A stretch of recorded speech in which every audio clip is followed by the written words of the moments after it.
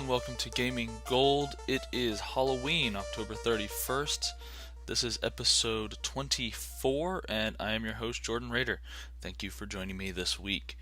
So I was going over analytics and things like that, and I basically found out that the videos where I'm talking about a specific product or a specific game or something like that gets a lot more views. It seems like that's what you guys want to see and hear and all that type of thing.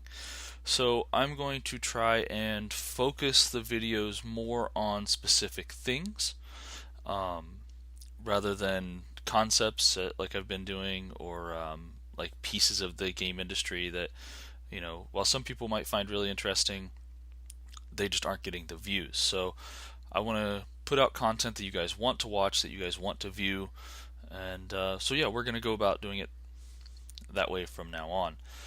So this week, no special Halloween episode or anything like that, um, mainly because I didn't remember it was going to be Halloween today, and I've been busy with school. Um, but anyway, so today I want to talk about the Wii U and why it's not doing as well as Nintendo wanted it to. So I've got basically 5 points, and I'll run through them on things that I think are the biggest things for consumers. Starting with one, the least, and moving to the biggest sort of problem that I think consumers are having with it, or at least initially. So the first thing, flat out, is price. So the system is pretty much as powerful as an Xbox 360 or a PS3. Not quite as powerful, but or about the same. But it has some additional features and things like that that those systems don't have. But its biggest thing is price. You can get a PlayStation 3 or Xbox 360 for $200, $150 if you find it on sale. If you want the big hard drive on some of those, then yeah, it can be up towards 300. But this is a system where its base unit, and that's, you just get the unit and that's it, is $300 currently. It was $350 when it came out, pretty much. Um, and we'll get to other reasons that lead into why that price range doesn't work in my other examples here. But basically, people weren't willing to pay $350 for a new system when it was just as powerful as a system they either already currently owned, or something like that. So it is an upgrade from the Wii, most definitely. I mean, it's HD graphics. It's got a bunch of cool ways to search for content, especially if you like if you do Netflix and stuff from your console. Um, it's got great ways to search for shows and movies and things like that you don't get on any of the other consoles, and a lot of functionality in games where we're using the tablet and things like that. Um, but a lot of people don't. They just see the price tag and they're like, I'm not buying that. Um, so so the next thing, number 4 on the list here, is next gen support.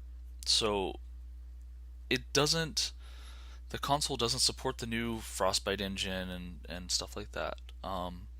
Which, from a development side, my side, um, really sucks because you have all this coding into this new engine for your new game, right? But then if you want to make it for the Wii U, then you have to code it for a different engine as well. And that's a lot of time and expense that most game companies just aren't going to want to do. Um, you have to change a ton of stuff when you do that, and it's just not, for them, it's not worth it for the market share that Nintendo has. So they don't get the third party games, which are what a lot of people want. you know they want the Call of Duties and things like that. um, and Nintendo's just not going to have them, at least not right away. They might get them later, but then if somebody already has it for their Xbox 360 or their PS3 or coming up their PS4 or Xbox One, they're most definitely not. It's like, well, I already dropped $60 on it. I'm not going to drop $60 on it again, or even 50 or 40. A lot of times they're cheaper for the Wii U, so that people are more likely to buy them. But it's still, once you already have it for one system, most likely you're not going to go buy it for another. So that leads to my next one. Number three, target age range. Goes along with this because most of the games that Nintendo makes, their first party games, are family oriented or kid oriented. Everyone 10 and up, or E for everyone. They don't really release that many teen or mature rated games. Actually, I don't think Nintendo has released a mature rated game in a long time. Um, so, and some of their games deal with more adult concepts, things like Metroid and Zelda and things like that. But they're still in a kid package a lot of times.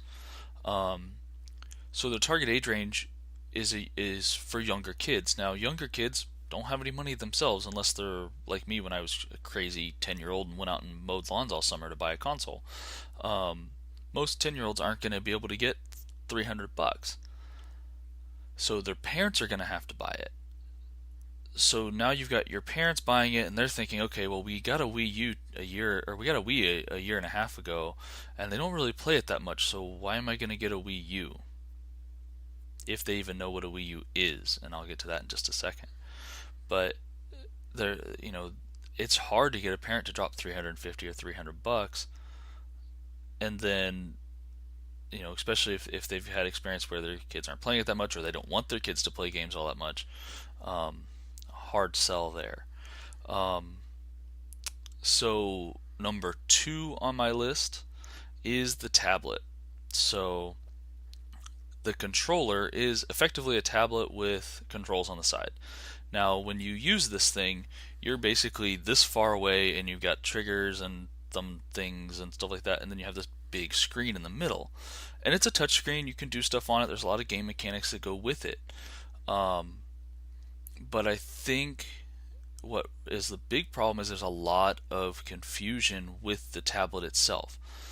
It does have cool things where, like, if you're playing a game, like let's say, Jimmy's playing a game, and you come home and you want to watch the news, Jimmy can send the game to the tablet and play it there while you watch the news, and they don't have to turn it off. You don't, stuff like that. So that's kind of cool. It has things like in sports games where you can select your plays and stuff on it. So it's not on a big screen where if you're playing multiplayer, that way you're not seeing other people's plays and things like that.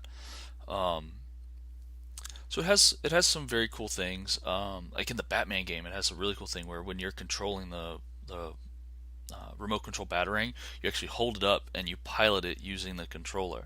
So it has very cool features, but it falls short in a couple places. My number one question, because I work in retail, my number one question when asked about the tablet is, can I take it on a road trip? Can I take it with me? And the answer is no. It has no way of storing any data. It has no way of communicating out, when it's away from the console. So it is basically just a peripheral for the console. It can't be too far away from it, all that type of stuff. Um, which is a big issue. Now I know that Nintendo would have had to do a lot more, and the console probably would have been more expensive, but that would have been a huge selling point. Or just give it some connectivity like the PlayStation has with the PS Vita, where it's basically a handheld. Do that with the DS. So yeah, you have this tablet, but you can also use your DS controller, and that actually allows you to take stuff with you. Like if they would have just done something like that, then it would have been a lot more user friendly. Um, and my last thing, the biggest thing on why the Wii U is not doing as well as Nintendo wanted, is because they called it Wii U. Is the marketing around it? Um, Most people do not even realize that it is a new console. Most people think that it is a tablet periphery for the old console. And then they're like, well, why is it $300 if it doesn't do all this? If it doesn't do all this other stuff, why is it $300? So the that part right there is huge, huge, huge, huge. I think that is the biggest reason they are not selling as many as they anticipated. They should have called it something other than Wii U. They shouldn't have had the Wii name in it at all. called it something completely different, and they would have gotten a lot more people interested in it, because at the beginning people didn't even know it was something different. They're like, well, I'll just pick up that tablet later when my kid asks for it. Instead of, oh, this is a new console, it's going to be really cool, it's going to have cool stuff. Let me see what's going on with it. That never really happened. So those are my top 5 reasons why the Wii U is not doing as well as it should be. It's still a very good console, but they could have done some things to make it better, or just get more information out there for people. Those are my thoughts on it. Let me know what you guys think. You can leave a comment below. Be sure to like, favorite, subscribe, share, all that fun stuff.